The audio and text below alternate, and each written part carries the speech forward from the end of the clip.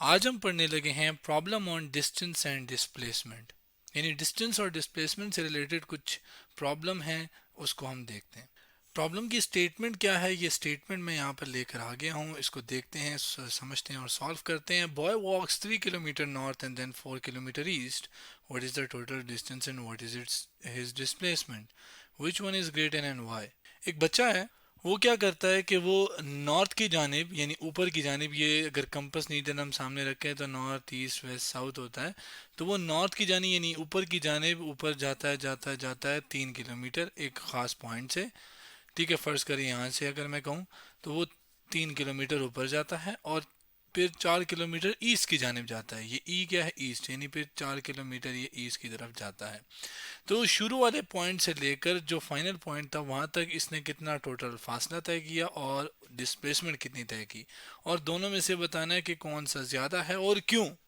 तो यहाँ पे अगर आप देखें कि एक तो वैल्यू हमें बतानी पड़ेगी, ठीक है, और इसके साथ साथ हमें कॉन्सेप्चुअली जवाब भी देना पड़ेगा कि क्यों है, क्यों ज़्यादा है, या कौन सा जो चीज़ है वो क्यों ज़्यादा है। तो ये आपके पास क्या है, एक दो तरह का प्रॉब्लम है, न्यूमेरिकल प्रॉब्लम भी है और कॉन्सेप्चुअल प्रॉब्लम भी है। अब इसको प्रॉपर सॉल्व करने के लिए मैं क्या करता हूँ, ये तो आपके पास प्रॉपर कंपास होता है ना, कंपास नीडल होती है, ठीक है, जो डायरेक्शन वगैरह के लिए हम इस्तेमाल करते हैं। यहाँ पर मैं क्या करता हूँ, एक दो लाइनें बना लेता हूँ, और जैसे इसके ऊपर भी मेंशन है मैं यहाँ पर भी मेंशन कर देता हूँ। ऊपर की तरफ नॉर्थ, राइट साइड की तरफ ईस्ट, इधर लेफ्ट वेस्ट। वैसे तो इसकी ज़रूरत नहीं है लेकिन हम लिख लेते हैं। और ये क्या है, साउथ, ये आपके पास हो जाएगा नीचे की तरफ साउथ।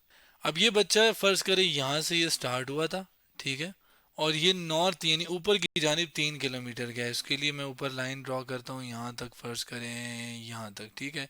यहाँ तक क्या है, 3 किलोमीटर्स है। मैं लिख भी देता हूँ यहाँ तक क्या है, 3 किलोमीटर। 3 किलोमीटर किलो मतलब होता है एक एक मीटर के अंदर हजार, सॉरी 1 किलोमीटर के अंदर 1000 मीटर होते हैं, ये आपको पता है, यानी ये 3000 मीटर ऊपर की जानिब गया। फिर यहाँ से पहुँचने के बाद वो यहाँ से ईस्ट की जानिब यानी राइट साइड पे वो गया 4 किलोमीटर, जो कि मैं यहाँ से यूँ करके बना लूँ। ज़्यादा ये ज़्यादा फासला है, 4 किलोमीटर ज़्यादा होता है 3 से, तो मैंने लंबा बना दिया। तो ये आपके पास एक पॉइंट आ गया, और ये फासला है 4 किलोमीटर। ये शुरू वाला पॉइंट है, इस पॉइंट को ए कह देते हैं, और ये लास्ट वाला पॉइंट है जहाँ पे वो फाइनली पहुंचा, वो बी पॉइंट कह देते हैं। और इस बी बीच वाले पॉइंट को हम क्या कह देते हैं, कोई भी नाम दे सकते हैं हम, अपनी आसानी के लिए इसको जी कह देते हैं, ठीक है। वैसे तो कुछ भी नाम दे सकते हैं। अब सॉल्यूशन की तरफ आते हैं। ये तुम्हारे पास था प्रॉब्लम, डिस्टेंस और डिस्प्लेसमेंट क्या होंगे। नेक्स्ट स्लाइड पे लेकर चलता हूँ आपको। नेक्स्ट स्लाइड पे आ गया हूँ, सिर्फ यही तस्वीर चाहिए, उसी को लेकर आया हूँ। डिस्टेंस की अगर हम पहले बात करें तो डिस्टेंस आपके पास क्या है कि जितना फासला एक्चुअली में उस बच्चे ने तय किया है वो है। अब वो पहले ऊपर गया 3 किलोमीटर, यानी ए से जी का फासला जो भी है, जमा अगर आप उसके अंदर जी से बी वाला फासला ऐड करें तो टोटल फासला आ जाएगा। तो ये जी से बी हो गया टोटल फासला, ए जी प्लस जी बी, जो कि है 3 किलोमीटर। और ये वाला जी बी कितना है, 4 किलोमीटर। तो ये 3 + 4 क्या होते हैं, 7। तो 7 किलोमीटर हो गया सीधा सीधा डिस्टेंस। लेकिन अगर हम बात करें डिस्प्लेसमेंट की, कि डिस्प्लेसमेंट क्या, अब डिस्प्लेसमेंट को पता होने के लिए आपको ये पता होना चाहिए कि डिस्प्लेसमेंट है होती क्या है।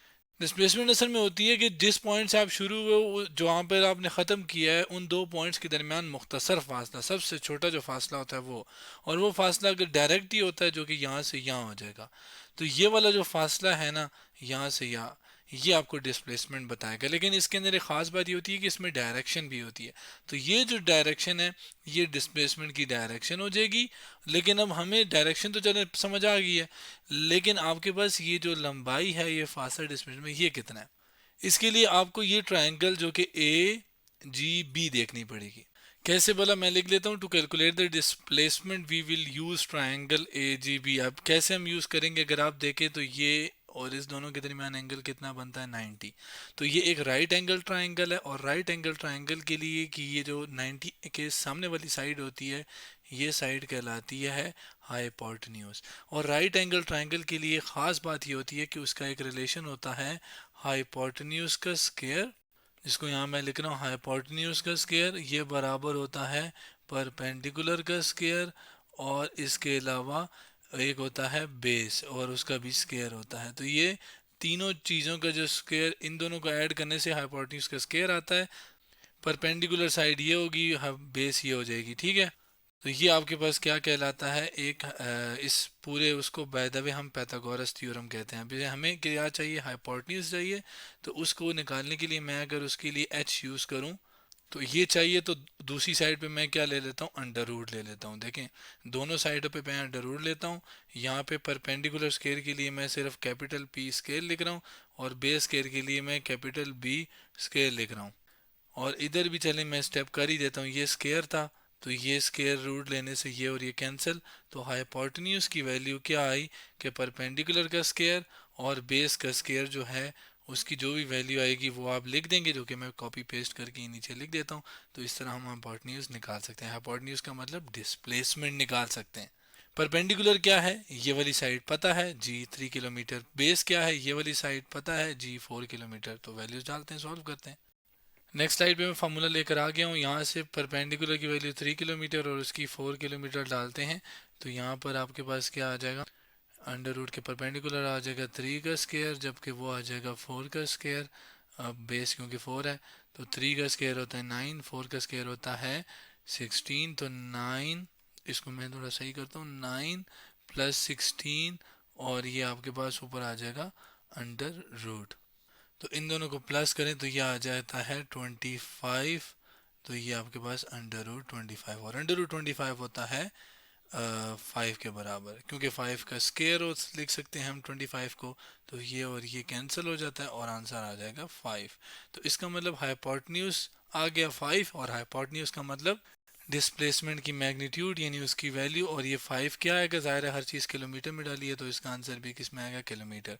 तो डिस्प्लेसमेंट की मैग्नीट्यूड यानी कि जो नंबर और यूनिट है वो 5 किलोमीटर है, यानी ये फासला है 5 किलोमीटर। डिस्प्लेसमेंट किस जानिब है, ये है आपके पास इस जानिब, और इस जानिब को हम कहते हैं नॉर्थ ईस्ट। तो डायरेक्शन डिस्प्लेसमेंट की क्या होगी, नॉर्थ ईस्ट। इसको मतलब पढ़ते पढ़ते हैं ऐसे नॉर्थ ईस्ट, जबकि उसकी मैग्नीट्यूड 5 किलोमीटर। अब अगर आप देखें तो 5 किलोमीटर बड़ा है या जो डिस्टेंस आया था 7, तो ज़ाहिर है 7 जो है वो बड़ा है।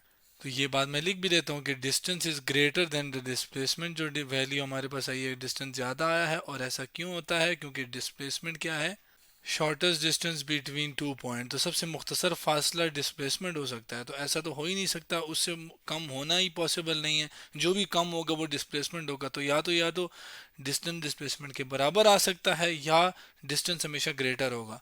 तो इस केस में हमारे पास डिस्प्लेसमेंट जो है वो छोटा है, और डिस्टेंस जो है वो कम है। और क्यों, क्योंकि डिस्प्लेसमेंट हमारे पास शॉर्टेस्ट डिस्टेंस होता है 2 पॉइंट के दरमियान, जबकि डिस्टेंस वो चीज़ होती है जो कि, या वो लेंथ होती है जो कवर की जाती है 2 पॉइंट के दरमियान।